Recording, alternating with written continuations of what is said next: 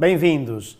Estamos de volta à vossa companhia em mais um episódio do nosso programa da DMTV, da Diário do Minho TV, O Tempo é Agora. Este programa semanal em que, numa conversa com um convidado ou uma convidada, vamos ficando a conhecer um pouco melhor a sua vida e também esta relação com a nossa vida em igreja aqui na nossa Arquidiocese de Braga. O tempo é agora. E hoje temos connosco Céu Ameixinha. Bem-vinda. Muito obrigada. Ficou famosa por estes dias ou por estes tempos. O Covid fez com que a enfermeira Céu Ameixinha se tornasse conhecida de todos os bracarenses. Eu não sei se fiquei famosa, conhecida se calhar um bocadinho mais, porque as pessoas também estavam numa situação muito de fragilidade e era preciso, naquela fase que tínhamos a esperança descoberta de podermos ultrapassar, que era a vacinação, também alguém desse. Isto já foi também começando, porque eu também estive logo desde o início no Covid, quando as pessoas estavam isoladas em casa. Eu e outro colega, e mais 2 ou 3, fomos dos primeiros a contactar e a ter a cautela de que as pessoas estavam a ser ajudadas e estavam a cumprir, no fundo, o que estava a ser emanado. E aí também já notava que as pessoas tinham muita necessidade, tinham medo, e depois tinham muita necessidade de verbalizar, de ultrapassar esse medo. Eu cheguei a ter uma idosa que, quando nós terminámos o período dos 15 dias, ela disse, e agora já não vou ter mais telefonemas, porque no fundo era aquele espaço que a pessoa se sentia ligada ao mundo. Porque chegou-me a dizer que os filhos passavam lá, deixavam as coisas na rua e que os vizinhos, eu dizia-lhe, mas vá à janela, alivia um bocadinho. E ela dizia-me, não, que as pessoas até têm medo de olhar, têm medo que este bicho se pegue pelo olhar. E eu fui percebendo isto e depois, quando tínhamos a vacinação, porque era desconhecida, era nova, tivemos que lhes dar também um bocadinho de esperança, de alento e motivá-las para que, de facto, aderissem àquilo que era o que nos fazia sair daquele confinamento e daquela prisão em que estávamos com liberdade, não é? E foi assim. E essa primeira fase, ainda antes até da vacinação, foi uma experiência profunda que viveu. Foi. Foi mais do que uma enfermeira. Foi, acho que todos nós fomos um bocadinho de tudo, fomos o consolo. Muitas vezes nós ligávamos, a pessoa do outro lado chorava, tinha acabado de perder um familiar. Outros chegámos a ligar e estavam internados ou à espera de uma palavra. E para si, como é que foi viver esse? Tinha vivido algo semelhante na sua experiência de vida? Ora bem, em 2009 eu também estive na pandemia do H1N1. Não foi nada comparado com estas proporções. Atempadamente também foram tomadas algumas medidas, mas não teve a gravidade que teve agora. Eu passei sempre por grupos de jovens. Eu nasci em Angola, ia muitas vezes com a minha mãe pelas sanzalas, porque tinha um grupo de ajuda e de partilha, distribuir comida, dar apoio. E eu fui percebendo que eles não davam só a comida, muitas vezes as pessoas também precisavam de conversar, de dialogar, de partilhar uma ou outra coisa. E foi sempre isso que eu fui trazendo. Aqui apercebi-me logo porque foi medo, tivemos todos muito medo porque foi grave, começou logo por ser grave, e as pessoas estavam em pânico. E tudo o que lhes pudéssemos dar um bocadinho para aliviar, nós dávamos. Tinha uma senhora que contava todos os dias o que é que fazia para o almoço. Ganhei alguns amigos, algumas pessoas depois procuraram-me no Facebook pelo nome, porque nós apresentávamos, eu dizia, olha, sou Céu Ameixinha, sou enfermeira, trabalho na Unidade de Saúde Pública, precisamos de conversar, muitas vezes, para além de fazer o questionário, nós ligávamos diariamente a saber como estavam e pronto, acabaram por se criar e algumas pessoas, quando foi da vacinação, foram-me conhecer e pronto, foi uma experiência bonita.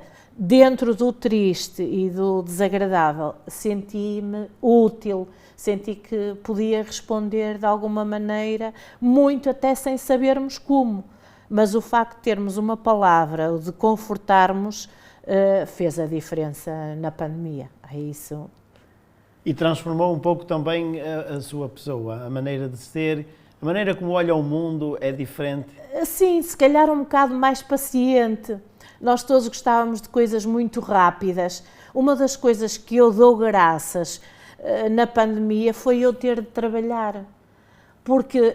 enquanto estávamos todos fechados em casa, a Céu Ameixinha poderia ir para o seu trabalho. Era medonho o espaço que eu fazia de casa ao trabalho, sem ninguém. Uma coisa assim, eu nunca gostei muito de estar tudo muito quieto, muito parado, e metia medo. E eu chegava ao trabalho e dizia, ainda bem que eu tenho que vir trabalhar, porque eu arejo, eu estou ocupada, porque eu acredito ainda que vamos viver algumas sequelas na área da saúde mental, destes tempos que tivemos fechados e confinados. Ainda há meninos que mesmo no espaço aberto não querem tirar a máscara. E isto tem que nos alertar para estas sequelas. Por um lado foi bom que introduziram o conceito de que temos que ter respeito e cumprir determinadas regras, mas quando se passa à parte de aliviar e as pessoas não querem aliviar, também temos que estar alerta, porque pode estar ali qualquer coisa que não foi bem ultrapassada. Pronto, e isso foi uma das coisas boas de ter de trabalhar, depois até demais, não é? Muitas horas, depois acabei por passar mesmo muitas mais horas fora de casa que dentro de casa. E, de facto, agora referiu um aspecto que eu, ao escutá-la, estava também a pensar que ainda vou encontrando nas comunidades, nas paróquias e nas igrejas, pessoas que ainda andam com máscara e se percebe que não é só de proteção, é uma proteção para além da questão biológica. Exatamente. E isso temos de estar atentos também a isso hoje. Sim, e muitas vezes até o tipo de máscara que usam nos alerta para isso. Já não usam aquela máscara mais aliviada, ainda usam a FPP2, que ainda dificulta a respiração, e nós tivemos 2 anos e aquilo é só para meios muito contaminados, e há pessoas que ainda fazem questão. Ainda vamos encontrando pessoas a usar 2 máscaras, e isto é sinal que a sua parte psicológica ainda não ultrapassou algumas fases. E temos que ter, pronto, atenção a isso.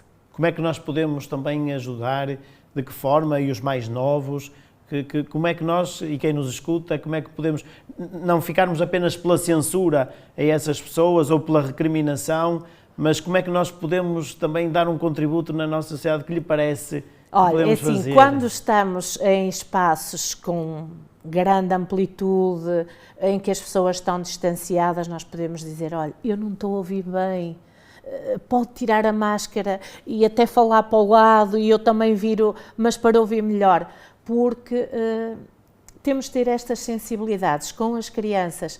Também, por exemplo, tive crianças que vão comigo, participam nas procissões e queriam ir de máscaras e eu fui-lhe dizendo, olha, é assim, nós estamos ao ar livre, vamos todos com muita distância. Aqui, até por uma questão estética, para as pessoas verem a nossa expressão, guarda, e logo que esteja muita gente, tu colocas a máscara. E pronto, foi um bocadinho assim, porque ainda há pessoas que têm esse trauma. Claro, viveram de muito perto uma situação grave de Covid, isto é outra coisa que nós podemos fazer essa leitura. Tiveram, se calhar, familiares que morreram, e, portanto, tudo isto são marcas que precisamos de estar atentos. Mais do que ao usar a máscara, ou estar a usar a máscara, precisamos de interpretar o que é que as pessoas nos querem dizer. Por exemplo, eu acho muito bonito sempre desinfetarmos as mãos e às vezes digo a pessoas que têm muita necessidade de usar a máscara, é preferível desinfetar as mãos do que termos aqui a máscara a tempo inteiro. E pronto, é assim que eu acho que vamos devagarinho sensibilizando. E por outro lado, dizer-lhes também, olha, é correto vocês terem a máscara, mas há espaços que são mais adequados do que outros. Para ajudar também a fazermos esta passagem. Sim, sim, a ultrapassar também, e depois as pessoas vão verbalizar o que é que lhes vai lá dentro, porque usar só uma máscara por usar, estamos tranquilos, não é? Mas normalmente quando determinados hábitos são em excesso, alertam-nos para outros problemas que a pessoa possa ter e não está a verbalizar, ou então verbaliza de outras maneiras. Sim.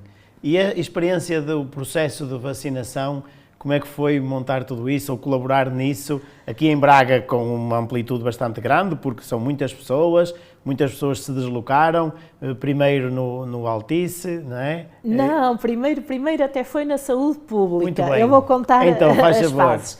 26 de dezembro, 27 do ano de 2020, tinha começado há 3 ou 4 dias a vacinação no Hospital de São João, que foi o primeiro sítio em Portugal, que eu acho que devia ter sido nos cuidados de saúde primários, mas pronto, quem escolheu entendeu assim. O meu diretor diz, vamos fazer a vacinação e vai ficar com isto. E eu disse, não, escolho outra pessoa porque eu já sei que vou me zangar muito com muitas coisas. E ele disse, não, e eu até lhe disse, olha, é dia 28 que começamos, mas eu dia 28 até vou estar em Santiago de Compostela, que eu ia sempre, no dia 30. Eu disse, dia 30 estou em Santiago, e ele disse, não, eu tiro-lhe as férias. E foi um bocadinho assim, eu disse logo que sim, disse, isto não vai ser fácil, porque já tinha a noção de que as pessoas tinham uma certa relutância, o facto de ser criada uma vacina tão rapidamente foi uma coisa boa, mas ao mesmo tempo criou muitas reservas. Entrave, exatamente. Como é que aí também fomos desmistificando? Eu dizia-lhes, mal era que nesta era digital, em que temos Facebooks, em que falamos com a outra pessoa que está no outro lado do mundo, uma vacina fosse demorar anos e anos a aparecer. Até porque, em 2009, quando houve outra pandemia, nós sabemos em saúde pública que de X em X anos, 10 em 10, vão aparecer determinadas pandemias, como agora já estão, os mais estudiosos já projetaram que daqui a 6, 8 anos poderá haver outra pandemia e que poderá ser mais grave que esta. Portanto, temos que aprender e aí também já fomos aprendendo. Esta questão da máscara, do uso de máscara, a lavagem das mãos e a etiqueta respiratória foi sempre um princípio básico da saúde pública e que aí, também em 2009, eu fui pelas escolas e nós motivámos as crianças. Eu encontro alguns já com 18, 19 anos que dizem, olha, eu ainda sei tossir assim como me ensinaste. E isto foi bonito passados anos. Eu estava a dizer a história. Então nós começámos com os profissionais de saúde ali na Unidade de Saúde Pública, um espaço pequeno, os profissionais aderiram bem, foi preciso criar ali um filtro, umas estratégias para quem é que iria ser vacinado primeiramente, porque os profissionais sabiam disto, a vacina era o que iria dar resposta. Começámos primeiro por ordem alfabética, nem foi logo por idades, foi para a ordem alfabética, de 4 em 4, o sorteio assim ditou e foram fazendo. Depois houve a necessidade, e conforme íamos avançando também na pandemia, sabíamos que os mais idosos eram os mais afetados e aí entram os profissionais de saúde também, os que deixa de ser por ordem alfabética, passa a ser os mais idosos. O espaço começa a ser pequeno, começámos a vacinar 80, 90 pessoas por dia, profissionais, tínhamos 400 e tal naquela altura, havia poucas vacinas, o que nos dava também uma margem para irmos podendo programar e estrategicamente alargar. Passámos então para o Largo Paulo Orósio, umas salas lá improvisadas, porque ia começar também em simultâneo a vacinação à população. Havia dias para os profissionais e havia dias para a população, os de mais idosos. O espaço foi tornando pequeno. Aliás, quando mudámos logo, eu disse isto, pelo número de pessoas, nós sabemos as pessoas que tínhamos em Braga, as pessoas que eram elegíveis naquela fase, o espaço é pequeno, nós precisámos de criar condições, era inverno. As pessoas não podiam estar à chuva e ao frio. Das salas passámos a apoios com tendas e logo a procurar-se com o município um espaço maior que pudesse depois, quando houvesse vacina em massa e em grande quantidade, podermos alargar aquilo. Tivemos a noção de que tinha que ser o mais prático possível, o mais rápido possível, quer para o utente, quer para o profissional e até por causa das vacinas. As vacinas não são hoje como eram quando começámos, elas tinham um timing para estar preparadas, agora já é mais alargado, agora já podemos mexer o frasco, naquela altura não. Portanto, programando em massa, com aquelas contingências todas, nós tínhamos de ter um espaço grande e profissionais. começámos a motivação aos profissionais. Todos se voluntariaram, ou poucos ficaram de fora, para a vacinação. Tinha medo, incentivava, vamos em frente, isto é para nós vamos fazer. Foi um passo muito grande para a enfermagem, ter a visibilidade que há muitos anos reivindicávamos e dizíamos que tínhamos, foi até pelos nossos pares de outras profissões. Penso que também perceberam melhor o nosso papel. Muitas vezes ajudávamos os médicos novos, eles vinham com dificuldades, não, doutor, vamos fazer assim, é assim, e tendo uma equipa sempre motivada. Muitas horas. Esse foi o segredo também? Foi o segredo. E de onde vem essa força motivadora? Olha, se calhar da minha natureza de base, porque eu gosto de estar em grupo, gosto de comunicar e gosto que todos estejam bem. Nunca escondi nada a ninguém, sempre partilhei tudo, desde pequena, os trabalhos, tudo sempre foi assim. E na enfermagem, eu também acho que o grande segredo que ainda faltava à enfermagem era ter o espírito de equipa e da partilha. Temos uma dificuldade, partilhamos em todos. Vamos começar. Quando chegava alguém mais novo, vamos fazer assim, tu já tens experiência. E isso, mesmo muitas vezes, quando eu também tinha os meus receios. Eu posso lhe dizer, eu já vacinei centenas de crianças, centenas de pessoas, até na outra pandemia, no H1N1, fui eu que estive também à frente a vacinar, mas aquele dia de começarmos a vacina era como se fosse nascer um filho, uma coisa bonita, e eu não dormia, e eu acordava de hora a hora, e eu disse, mas eu sei dar injetáveis e estou aqui, porque a ansiedade também em termos a vacina era muita, e o, sobretudo, passar confiança aos colegas e a todos que nós tínhamos que fazer aquilo.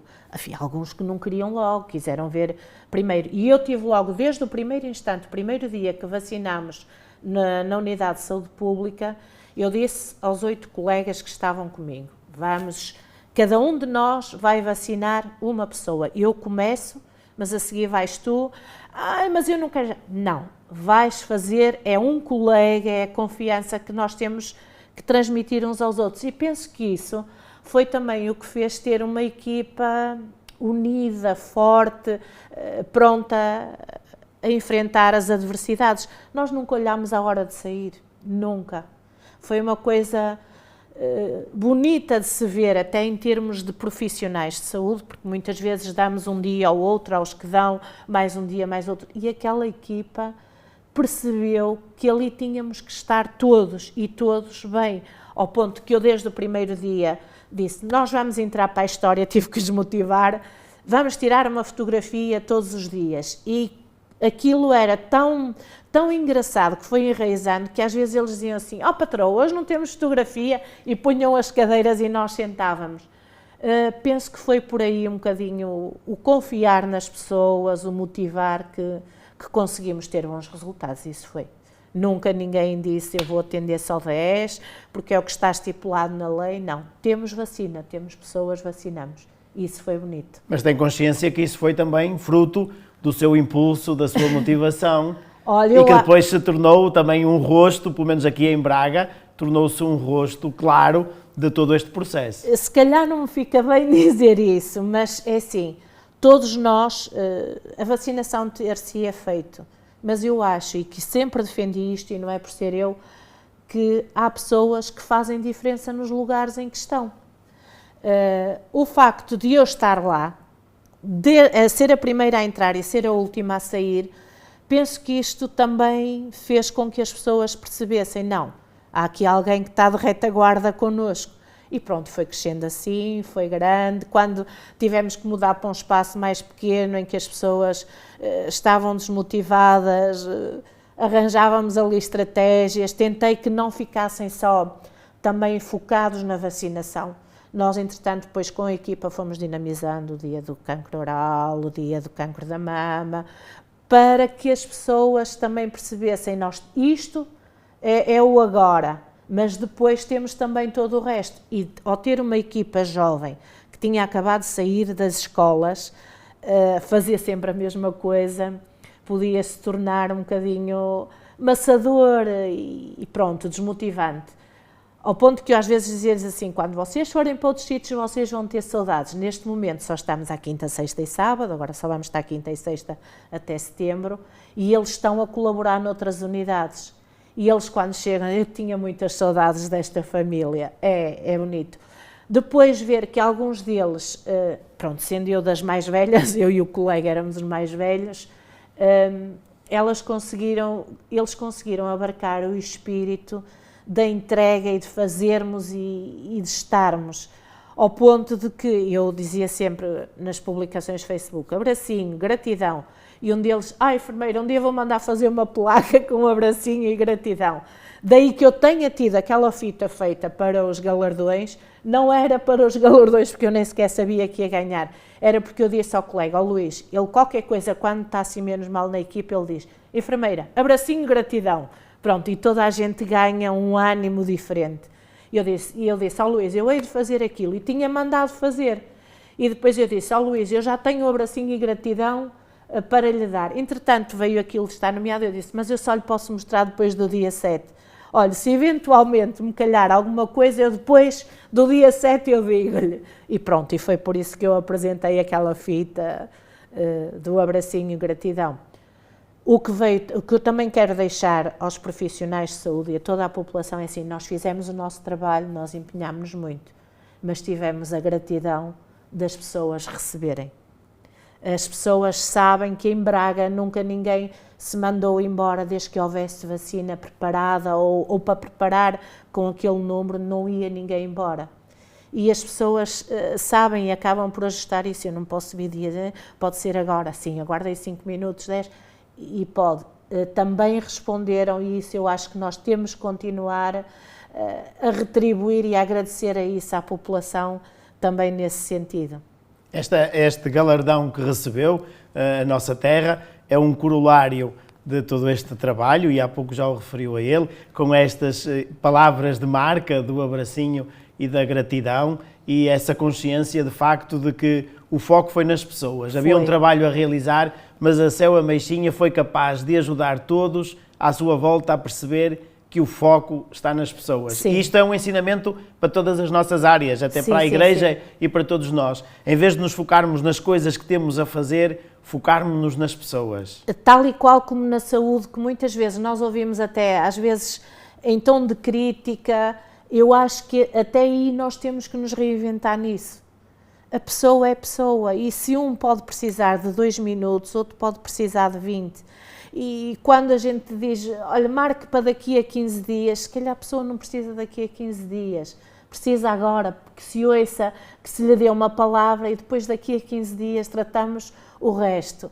E eu acho que é isso que a saúde tem que perceber e reinventar-se. Eu não digo só a saúde, eu digo todos nós e também nós na Igreja. E há pouco referiu, assim ao de leve, mas eu gostava que partilhasse também um bocadinho connosco as procissões, o grupo das procissões, há bocado a propósito da máscara. Mas nós vemos-la que vai aparecendo e vai participando também nas nossas procissões aqui por Braga e nas redes sociais também vai colocando imagens da Igreja ao domingo. O que é que isso significa na sua vida? Olha, eu sou uma pessoa de fé e de igreja, sempre fui, por tendência familiar e depois por mim, podia ter seguido, não. Como foi esse percurso? Conte-nos um bocadinho dessa infância, como à volta da igreja, por onde andou, disse que nasceu em Angola. Nasci. Depois a sua vivência de fé, por onde passou? A minha vivência de fé, os meus pais pertenceram à JOC, praticantes, sempre domingo é dia de missa, portanto isto foi sempre assim. A minha mãe sempre esteve ligada, era catequista e também sempre esteve ligada a grupos de igreja e de solidariedade e de ajuda. E isto foi crescendo, nós vamos crescendo com o exemplo que vamos tendo. Depois encontrei o movimento Encontro Jovem Shalom, também aqui em Braga, um movimento que era de Angola, os meus pais conheceram o fundador, através de uma amiga fui e pronto, gostei, achei que era ali que também me realizava. Andei muito ali pela Igreja do Carmo, depois, por São Vítor também e São João de Souto, fui catequista, andei no grupo coral, Depois passei para o Carmo, quando nessa fase do Shalom, e fui por lá ficando também um pouco com os carmelitas e com o movimento Shalom. E tudo isto foi sempre acompanhando a minha vida, e às jornadas da juventude, aquelas coisas, e motivei sempre os grupos e pessoas de grupos. Pronto, foi assim um bocadinho. Quando da vacinação não podia ir à missa ao domingo, eu punha muitas vezes o cântico da Miraculosa, e às vezes eles diziam-me assim, ó patroa, hoje é dia de missa, não é? E eu, vem cá ouvir um bocadinho. Pronto, com a equipa muitas vezes também fazia, quando estava, foram momentos duros, tive momentos também muito duros e difíceis. Bem, vamos lá fora apanhar um bocado de ar, olha, vamos rezar, dizia ele, vamos à missa, vamos. E muitas vezes, enquanto estávamos ali no Altice, eu peguei em 2 ou 3, íamos até a Capela de São João, dávamos a voltinha, conversávamos, eles espreitavam, não conhecia esta capela.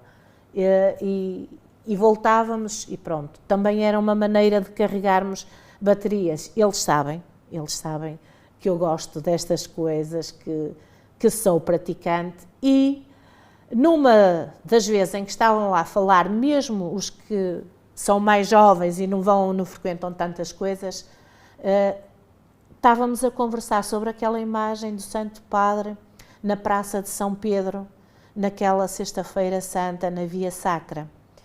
E todos eles estavam marcados. E eu disse assim, em jeito de brincadeira, quando isto estiver mais leve, nós vamos a Roma. Está a gozar. E eu, não estou, eu não digo nada a gozar. E aquela ideia foi e vinhou, e quando é que vamos a Roma? Isto vai aliviar, e vamos a Roma. Até que chegou a setembro e eu disse, bem, isto está mais calmo, mais tranquilo, vamos em dezembro a Roma. Pronto, as pessoas, os mais crescidos aderiram, os outros ficaram assim, mas mesmo os que não foram, você tem que nos mandar fotografias todos os dias. E eles não acreditavam, ou melhor, eu acho que eles acreditavam, mas ainda tinham aquela fase meia descrente de que nós não iríamos estar com o Santo Padre.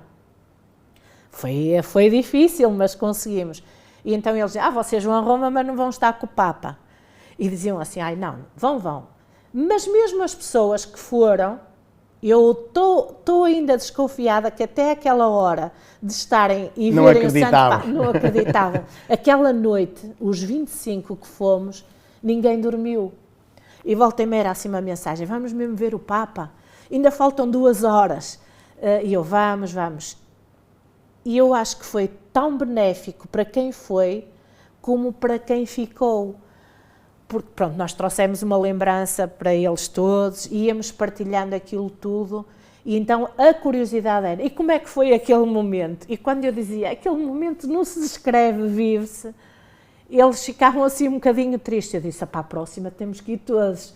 Portanto, estou a tentar motivar os mais jovens para irmos às Jornadas Mundiais da Juventude a Lisboa. Vamos ver. Vamos ver o que é que o Covid deixa. Podemos dizer, de facto, que aqui a sua fé tem uma importância fundamental também na maneira de ser e na forma de estar na vida. Tem, e como encarei a dureza da... Esses momentos dolorosos, foi importante a sua fé? Foi. Sem dúvida. Não tenho qualquer dúvida que muitas vezes eu disse, meu Deus, que faço agora? Dá-me paciência.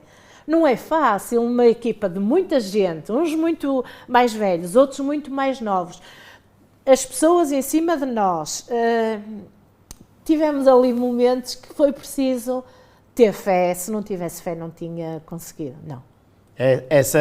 Essa visibilidade que tem hoje e estes pequeninos pormenores que nos contou também ficam agora enriquecidos também com esta partilha. Espero não estar a provocar muito a sua intimidade. Mas essa volta junto à capela e toda essa experiência e esse entusiasmo com que fala também de tudo isso, o expor-se nas procissões públicas e isso aparecer... já ir por aí. Eu já ia há muitos anos nas procissões.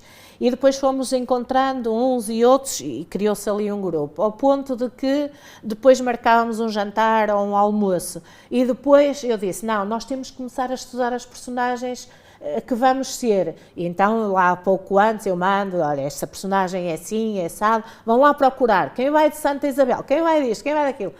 E isso também despertou curiosidade às pessoas, ao ponto de que um dia disseram, então e como é que se vai chamar o nosso grupo? Eu disse, olha, Confraria dos Figurantes, e foi assim que ficou. É muito bom, porque há pessoas que também não praticavam muito, e não estou a dizer que na procissão se pratique, mas há um despertar de qualquer coisa que as obriga a ir trabalhar também a sua personagem. Quando diz, eu quero ir de Santo António, então o que é que leste do Santo António? Ah, não li nada, então vai lá procurar o Santo António. Ai, descobri porque é que ele leva o livro. Eu descobri porque é que o Santo António das lojas é diferente do outro. Também obriga e fica qualquer coisa. Por exemplo, em termos de pandemia, com o Coro do Carmo, nós tínhamos a Eucaristia ao domingo. Os padres orientavam, não é? E nós fazíamos via Zoom. O que também era muito interessante, porque mesmo aquelas pessoas que só cantavam no coro, faziam leituras e iam pesquisar a leitura. Eu tenho a certeza que muitos deles, se calhar foi a primeira vez que se confrontaram com um texto lido e que fazia refletir. Depois também havia um momento de partilha. E isso também foi muito interessante. É o que nós aprendi sempre, que qualquer coisa menos boa na nossa vida traz sempre outra muito boa. E pessoas que nunca tinham lido, que se calhar nunca tinham pegado numa Bíblia, cantavam, mas aquilo ali confrontaram-se. Depois também fizemos mais tarde com a comunidade do Movimento Shalom, Eucaristias campais, quando foi permitida, era ao sábado à tarde. E também levei alguns dos colegas, quando era possível, também participaram e disseram, eu nunca vi assim uma missa em que estamos sentados na rua. Então, vejo, e alguns foram e de rotina continuaram. E são coisas que às vezes eles relembram com carinho. Pronto, acho que também por aí foi bom. Digamos que esse é também um outro galardão que lhe podemos atribuir, no fundo, de ter ajudado na vida profissional, ajudar a mostrar que a fé está ali, que se torna presente, que a fé não fica circunscrita a uma igreja, a um templo, mas que os problemas são oportunidades para nós aprofundarmos a nossa vivência de fé. Por exemplo, o guia que foi connosco a Roma é de outra religião. E eu disse-lhe, não, tenho todo o gosto em que venha connosco assistir ao Santo Padre. E ele ficou assim, depois ele disse-me, eu já vim com muita gente aqui, já trouxe muitos grupos aqui, nunca ninguém me convidou para estar com o Santo Padre. E eu depois disse-lhe, então, que tal? Não há dúvida, foi um momento bonito.